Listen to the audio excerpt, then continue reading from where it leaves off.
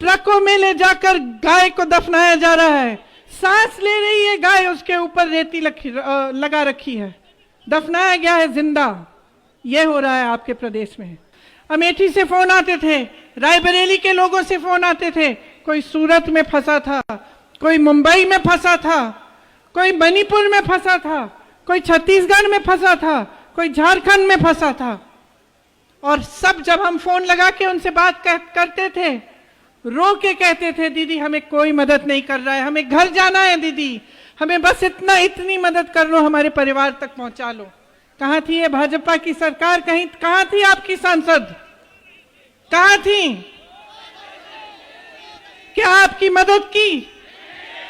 जब कांग्रेस पार्टी ने कहा ठीक है तुम बसों का इंतजाम नहीं कर रहे हो, तुम लोगों को घर पहुंचाने का काम नहीं कर रहे हो, जबकि आपकी जिम्मेदारी है, हम करते हैं, हमने बस खड़ी की, क्या आनी थी वो बस, उनको ठुकरा दिया गया। कोरोना की दूसरी लहर आई, क्या हुआ? ऑक्सीजन की कमी थी। यहां पे मौजूद मेरे साथी हैं, हमने कितना प्रयास किया कि हम छत्तीसगढ़ से यहां अमेठी के लिए, रायबरेली के लिए ऑक्सीजन की ट्रक भेजें। प्रशासन ने मना किया, यहां ऑक्सीजन से लोग दम तोड़ रहे हैं, हम ऑक्सीजन भेजने के लिए तैयार हैं, हमारी ट्रक को आने नहीं दिया। क्यों? क्योंकि राजनीति कर रहे थे। हमने कहा कोई बात नहीं, जब हम बस भेज रहे थे तब भी कहा, जब हम ऑक्सीजन भेज रहे थे तब भी कहा, कोई बात नहीं, किसी को मालूम नहीं होना चाहिए कि कांग्रेस पार्टी भेज रही है, इसमें नाम नहीं लिखेंगे, किसी को नहीं बताएंगे, मीडिया को नहीं बताएंगे, आप ऑक्सीजन के सिलेंडर ले लीजिए। डीएम साहब से कहा आप ले लीजिए, रख लीजिए, लोगों को की मदद करिए, फिर भी मना किया। बड़ी मुश्किल से, बहुत संघर्ष के बाद रायबरेली में उन्होंने स्वीकार किए ऑक्सीजन के सिलेंडर और लोगों की मदद की। कोरोना के बाद क्या हुआ? किसान का आंदोलन शुरू हुआ। आपने देखा देश भर में किसान त्रस्त है। आप मुझे बताइए, आपको खाद मिल रही है सही दाम पे? मैं ललितपुर गई हूं उन परिवारों के पास जिनके सदस्य खाद की लाइन में खड़े होकर जिनकी मृत्यु हो गई है। लाइन छोड़ने के लिए डर लग रहा था कि हम लाइन छोड़ देंगे तो हमें खाद नहीं मिलेंगी। घर नहीं गए, खाना नहीं खाया, पानी नहीं पिया, वहीं पे गिरकर मर गए। मैं उनके घर गई हूं। ये सरकार आपको खाद भी नहीं दिलवाती।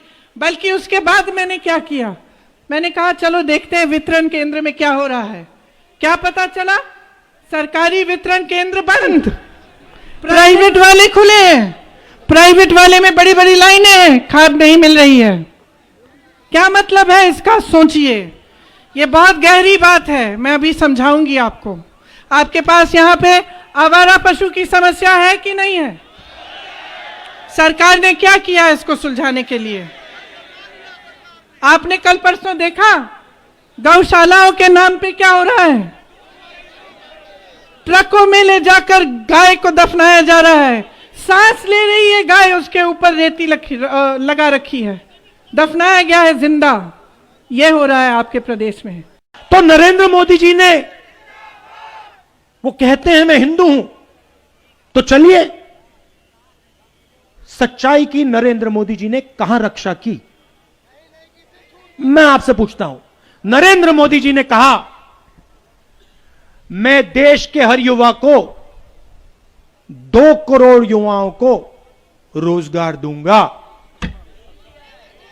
सच्चाई या झूठ? सच्चाई या झूठ? हिंदू या हिंदुत्ववादी? नरेंद्र मोदी जी ने कहा, कोरोना के समय कहा, भाइयों और बहनों थाली बजाओ, कोरोना चला जाएगा। हिंदू या हिंदुत्ववादी?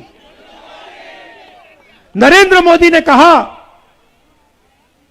कि चाइना की सेना हिंदुस्तान के अंदर नहीं आई, चाइना की सेना ने 1000 किलोमीटर हिंदुस्तान की जमीन हड़प ली है। हिंदू या हिंदुत्ववादी?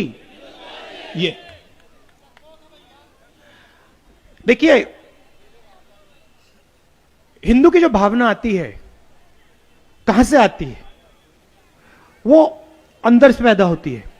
वो प्यार की भावना होती है, निडरता की भावना होती है। जिसके दिल में प्यार नहीं है उसके दिल में डर ही डर होगा। जिसके दिल में डर है वो हिंदू हो ही नहीं सकता। जिसके दिल में बाकी लोगों के लिए प्यार नहीं है, जो बाकी दुनिया से गले नहीं लग सकता, वो हिंदुत्ववादी। हिंदू सबसे गले लगता है, हिंदू किसी से नहीं डरता है, हिंदू कभी झूठ नहीं बोल सकता है।